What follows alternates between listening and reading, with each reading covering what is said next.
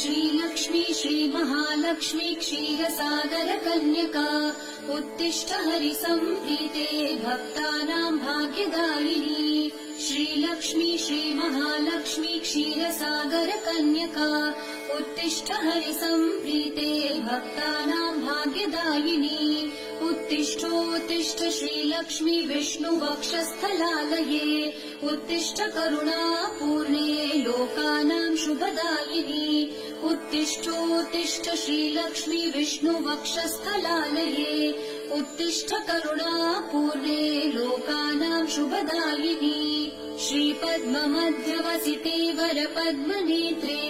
श्रीपद्महस्तचिरपूजित पद्मपादे श्रीपद्मजातजननी शुभपद्मवक्त्रे श्रीलक्ष्मी भक्तवरदे तव सुप्रभातम्। श्रीपद्म